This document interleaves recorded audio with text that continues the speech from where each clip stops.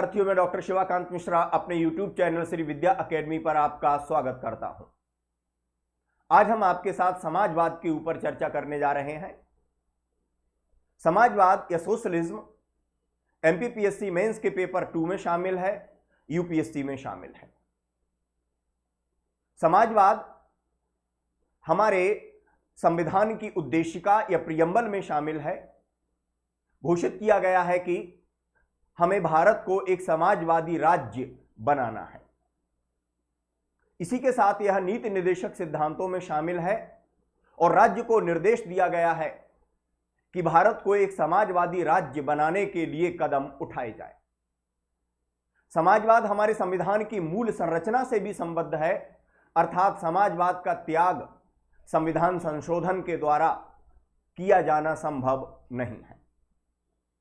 इससे हमें ज्ञात होता है कि समाजवाद हमारे संविधान के लिए, हमारे राष्ट्रीय जीवन के लिए अत्यंत महत्व का विषय है। समाजवाद का अर्थ क्या है? समाजवाद का कोई भी एक सार्वभौमिक अर्थ नहीं है। इसे कुछ भिन्न अर्थों में विभिन्न विद्वानों ने व्यक्त किया है। यदि हम हमारे संविधान के अनुसार बात करें तो हमारे संविधान के अनुसार समाजवाद का अर्थ है आर्थिक और सामाजिक जीवन में अधिकतम समानता की स्थापना करना और न्यूनतम असमानता। इसलिए हमारे संविधान में यह व्यवस्था की गई और हमने इसके लिए कानून बनाए कि हम समाजवाद की स्थापना करें। राज्य के स्वामित्व में भी आर्थिक कंपनियां हैं, जैसे भेल हो गई, BHEL, गैल हो गई, सेल हो गई, इंडियन एयरलाइंस, इंडियन रेलवे। ये सब राज्य के स्वामित्व में आने वाली कंपनियां हैं। खदानें और वन संसाधन भी राज्य के अधीन हैं। इस प्रकार से राज्य के अधीन हमारे यहां पर आर्थिक संसाधन पाए जाते हैं।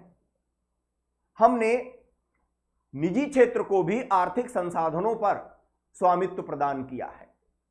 टाटा, रिलायंस और दूसरी कंपनियां यह बताती हैं कि हमारे यहां निजी क्षेत्र का भी स्वामित्व है।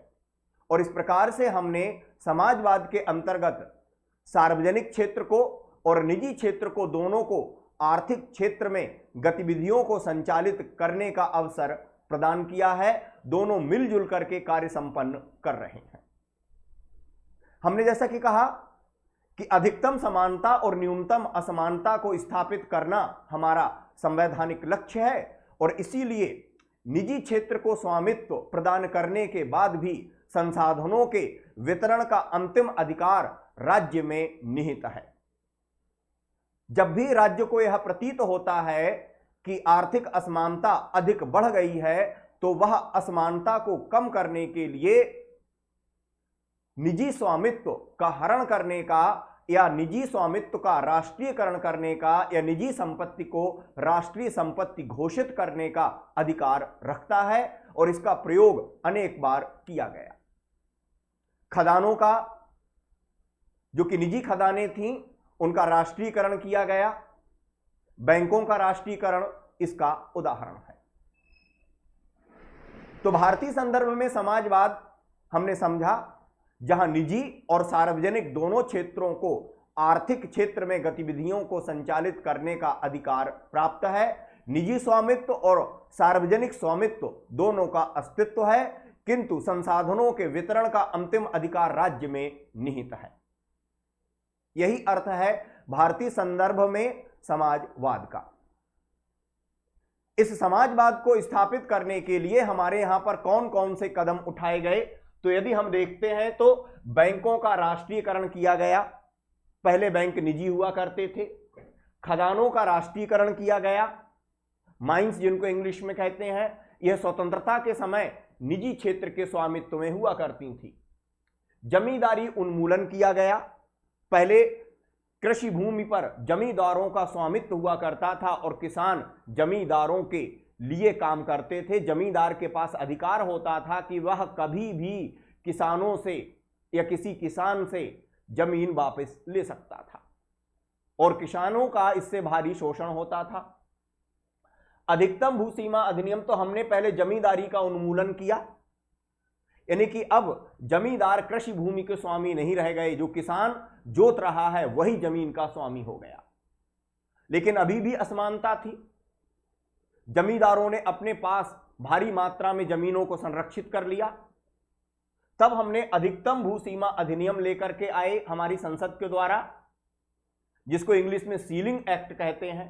इसके तहत कृषि भूमि की एक निश्चित अधिकतम निश्चित सीमा कर दी गई, जिससे अधिक कृषि भूमि यदि किसी भी व्यक्ति के स्वामित्व में होगी या निजी स्वामित्व में होगी तो वह सरकार के पोजीशन में या अधिकार में चली जाती है और फिर सरकार उस भूमि को भूमिहीनों को बांट देती है। इस कदम से आर्थिक असमानता कम हुई।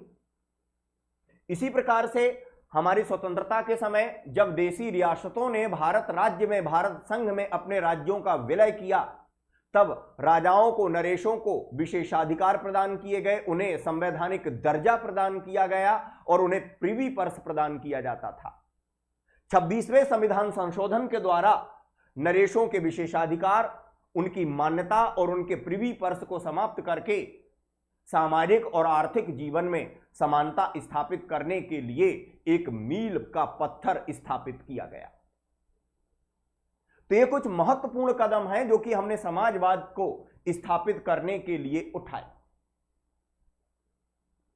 समाजवाद के लिए हमारी सरकार प्रतिबद्ध बनी रही।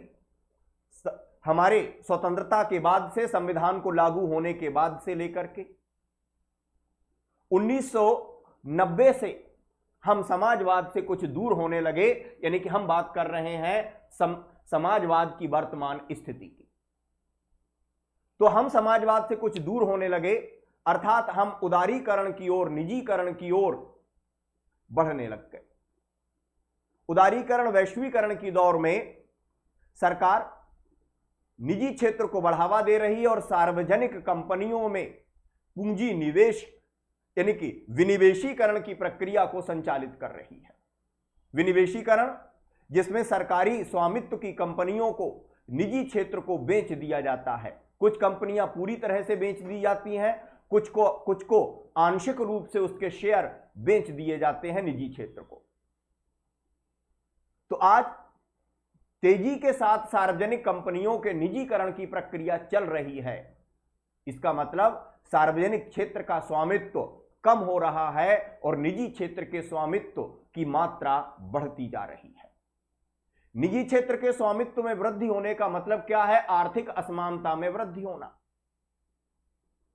और इस प्रकार से आज हम समाजवाद से दूर हो रहे हैं। तो समाजवाद आवश्यक है क्यों हमारे लिए?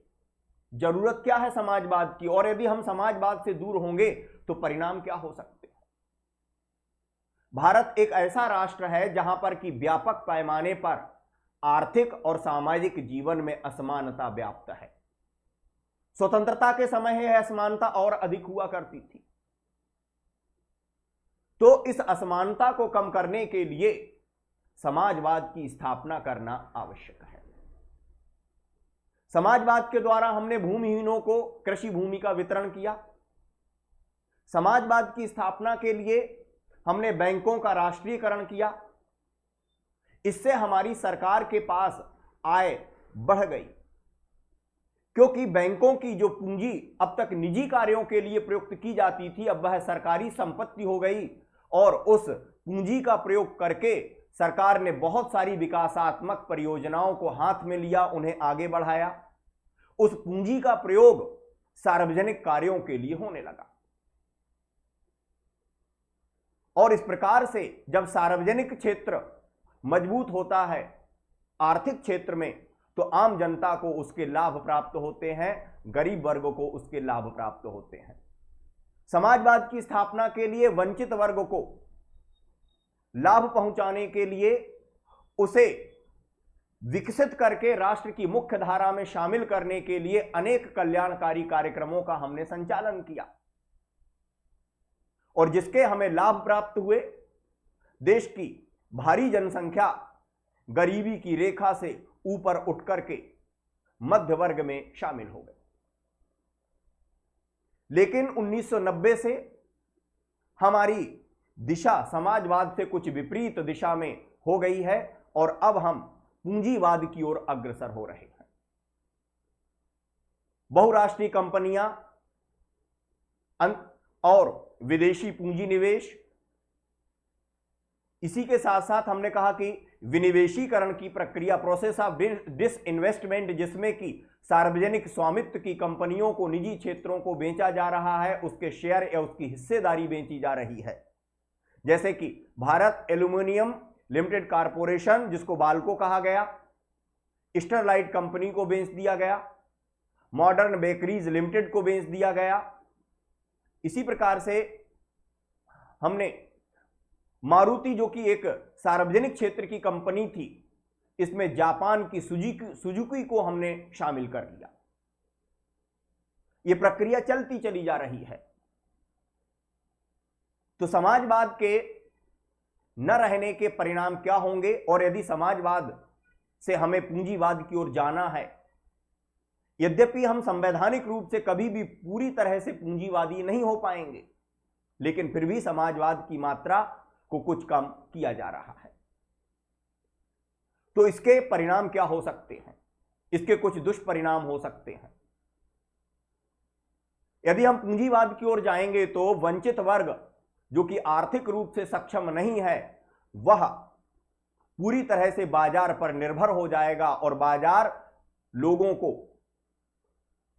उन्हीं वस्तुओं को प्रदान करता है जो कि उसके लिए लाभदायक होती हैं, जिनका व्यापार उनके लिए लाभदायक होता है, और उन्हीं व्यक्तियों को प्रदान करता है जो कि उसका मूल्य चुकाने में सक्षम होते हैं।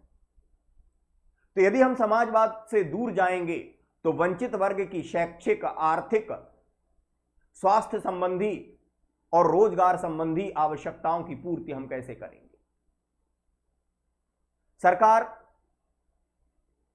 चूंकि हम आज WTO के सदस्य हैं, विश्व व्यापार संगठन के सदस्य हैं, इसलिए हमें निजीकरण की ओर बढ़ना ही होगा और इससे हमारी समाजवाद से कुछ दूरी होना तय है। तो उसके दुष्परिणामों को रोकने के लिए है आवश्यक है कि सरकार वंचित वर्गों के हितों को ध्यान में रखते हुए कुछ विशेष कल्याणकारी कार्यक्रमों को लागू करे, ताकि वे बाजार पर निर्भर न रहें, और इसके बाद सरकार समाजवाद से पूंजीवाद की ओर गमन कर सकती है। इस प्रकार से मित्रों, आज हमने आपसे एक संक्षिप्त चर्चा की है समाजवाद के संबंध में। समाजवाद क्यों आवश्यक है, उसके अर्थ की चर्चा की है, हमारी द्वारा उठाए गए कदमों की चर्चा की है, और समाजवाद से दूर जाने के कुछ दुष्परिणाम हो सकते हैं, उनकी भी संक्षिप्त चर्चा की है। आज के लिए इतना ही। आप हमसे जुड़े हैं, जुड़े रहें, हमें सब्सक्राइब कीजिए, लाइक कीजिए और शेयर कीजिए। धन्यवाद। नमस्कार। जय हिंद, जय भारत।